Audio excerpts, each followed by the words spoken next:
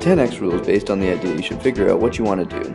Say what goal you have, be it making a certain amount of money, finding your ideal loved one, achieving a certain body fat percentage. Multiply the effort and time you think it'll take by 10. That way you have a more accurate idea of how much time and effort it will actually take. And if it doesn't take 10 times more effort than you anticipated, great. It's better to be pleasantly surprised than greatly disappointed. This is just one part of the 10x rule though. On the other side of the coin is 10x thinking. That is when you take, for example, how much money you want to earn. Say it's $100,000. You should multiply that by 10 and figure out the steps that you'll want to take and the amount of time it'll take to get to that goal. If you fall short of that 10x goal, there's a pretty high chance you'll be above your original goal, and it feels better to fall short on a massive goal than it does to fall short on a mediocre one. We as humans have a tendency to underestimate what we can accomplish, and therefore set lower goals and not reach our full potential. When you apply the 10x rule to your thinking, and then apply the 10x rule to how you act as well, success is guaranteed. This is ultimately a book about achieving extreme success. Success in your work life, family life, and spiritual life. We need to forget about the idea that there's a ceiling to the amount of success you can achieve. The 10x rule has 3 mantras about success. 1. Success is important. 2. Success is your duty. And 3. There is no shortage of success. If you want to become successful, there's no one stopping you from doing it. Figure out what that means for you and go and make it happen. Remember, in order for you to win, someone else does not have to lose. Just because someone else is successful does not take away from the amount of success you can achieve. You should consider it unethical to not live up to your full potential. There are 4 degrees of action. No action, which means you do nothing towards your goals. Reverse action, which means you head in the other direction and come up with excuses for why your dreams just won't work. Average action, this is where everyone else is usually at, means you do some work towards achieving your dreams, and if success comes, then success comes. And massive action. This means that you'll stop at nothing to conquer what it is that you want to achieve. You're ferocious in your problem solving, ferocious in your drive, ferocious in your resolve. In order to operate at 10x levels, you need to be taking massive action. The secret is that all of these degrees of action take the same amount of energy.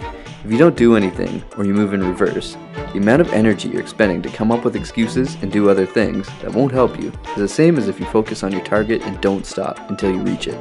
When you start taking massive action, you're going to find that you come across a host of new problems. This is a good thing. If you're stuck dealing with the same problems year after year, that means you're not growing enough. You want to have too many people at your speaking engagements. You want to make so much money that you're in a new tax bracket. You want people telling you to slow down and stop being so obsessed. Forget about competition. When you're taking 10x levels of action, you'll be outworking and out-hustling all of your competitors who are stuck on the 3rd degree of action. When operating at 10x, you'll be in a world of your own, competing against only yourself. It's too crowded in the middle to compete. You're far better off being the powerhouse in your market, where your name is synonymous with what you do. Think Kleenex and Q-Tip. Those are brand names, not the actual name of the product they sell. Fear. Grant Cardone is often seen as fearless by his willingness to approach new challenges ferociously. He attributes this, however, not to lack of fear, but to an understanding of fear. Fear is a fire that won't blaze if you don't give it oxygen. So when you feel fear, that's when you know it's time for action, not for debating or wondering what the next step is. When you feel fear, you deal with it by attacking it and not giving it any room to breathe and grow. So commit first. Figure out the details later. Get moving on your tasks immediately and don't worry about the details too much at the start. However fast you can get started is how fast you can minimize the fear. Fear is an indicator that you're moving in the right direction. It means you're encountering new problems and are heading towards uncertainty, which is a good thing. Goal setting and getting started with the 10x rule. Make an initial list of goals, then make an initial list of actions. Don't plan too much, just start taking action. Do not reduce your goals as you write them down. Don't start out wanting to make 200 G's and then reduce it to a more realistic number. Don't get lost in the details either. And do not prematurely value the outcome of your actions. Remember to evaluate your goals often. If your goals for the future are only important enough for you to write them down once a year, then you can't be expected to have the drive and motivation to complete them. An ideal situation would be to write down your goals every morning when you wake up and every night before you go to bed. Approach what you do like a mission. Keep coming up with new reasons to show up and be motivated. True motivation comes from the inside and keeps you driving towards success. Remember, it is your moral obligation and responsibility to your work, your family, and your future to commit to success. So show up, be all in, and trust that creativity follows commitment.